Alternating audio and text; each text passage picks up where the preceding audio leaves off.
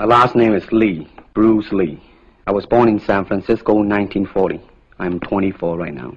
And you worked in motion pictures in Hong Kong? Yes, since I was around 6 years old. And when did you leave Hong Kong? 1959, when I was 18. I see. Now, you told me earlier today that karate and jiu-jitsu are not the most powerful or the best forms of Oriental fighting. What is the most powerful or the best form? Well, it's bad to say the best, but in my opinion, I think Kung Fu is pretty good. Would you tell us a little bit about Kung Fu? Well, Kung Fu is originated in China.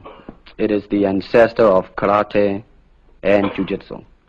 It's more of a complete system, and it's more fluid. By that I mean it's more flowing. There is continuity in movement instead of one movement, two movement, and then stop. Would you look right into the camera lens and explain the principle of the glass of water as it applies to Kung Fu? Well, Kung Fu, the best example would be a glass of water. Why? Because water is the softest substance in the world, but yet it can penetrate the hardest rock or anything, granite, you name it. Water also is insubstantial. By that I mean you cannot grasp hold of it. You cannot punch it and hurt it. So every Kung Fu man is trying to do that, to be soft like water and flexible and adapt itself to the opponent. I see. What's the difference between a Kung Fu punch and a karate punch? Well, a karate punch is like an iron bar, whang. A Kung Fu punch is like an iron chain with an iron ball attached to the end, and it go whang, and it hurt inside. Okay. Now we're going to cut, and in just a second we'll have you stand up and show us some Kung Fu and some movements in Kung Fu. Okay. Now, show us some Kung Fu movements. Well, it is hard to show it alone, but I will try to do my best. All right. Maybe one of the fellows will walk in. You want to walk yeah, in? it would be... Go ahead. Go ahead. Go ahead. Come on, lady. Okay. There you go. Although accidents do happen, but, you know, there are various kinds of strike. It depends on where you hit and what weapon you will be using. To the eyes, you would use fingers. Don't worry. To the eyes. Or straight at the face, from the waist, everything on. Hold it just a minute. Let's move this gentleman around this way so you're doing it more into the camera. Okay, swell. And then there is band arm strike, using the waist again into a back fist. And let's have the assistant director back up just a way. Okay, go ahead. Continue. And then, of course, Kung Fu is very sneaky. You know, the Chinese, they always hit low. From high, go back to the groin. Don't worry. Now turn around the other way with you, Bruce. Oh, okay. Yeah. And, would you want him? Yes. These are just natural reactions. Right. That is natural. Right into the camera. Cheat into the camera a little bit and show this again. All right. Go ahead.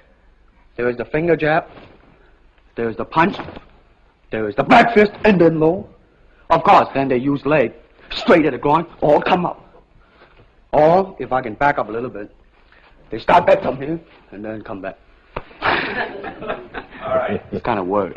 He has nothing to worry about. Now, once again, show us how a good Kung Fu man would very coolly handle it and walk away, rather than get involved in a series of actions. Now, Bruce, so that we can clearly see what you're doing this time, we'll face the fact that there's nobody there. Okay. Show me now the difference between jiu-jitsu, which is long and involved, and Kung Fu, which is very quick if you have an opponent. All right, for instance, you will read it in a book, in a magazine and everything, that when somebody grabs you, you will first do this, and then this, and then, thousands of steps before you do a single thing. Of course, these kind of magazine would teach you to be feared by your enemies and admired by your friends and everything. See? But in Kung Fu, it always involves a very fast motion. Like, for instance, a guy grabbing your hand. It's not the idea to do so many steps. Step him right on the instep. He'll let go. This is what we mean by simplicity. Same thing in striking and in everything. It has to be based on a very minimum motion so that everything would be directly expressed. One motion. And he's gone. Doing it gracefully. Not to go, yelling and jumping all over him, but to do Excuse me. Listen. Okay, now show me once again just a few movements there. Well, Kung Fu can be practiced alone or with a partner. Practicing alone, they involve forms. Some imitate a crane, a monkey, a praying mantis. This is a crane form. Start off.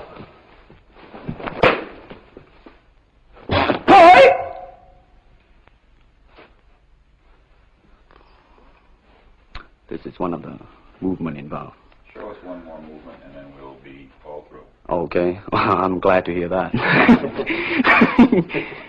They have the tiger that start like a tiger, using claw to claw the face, or the beak of the crane to the eyes move.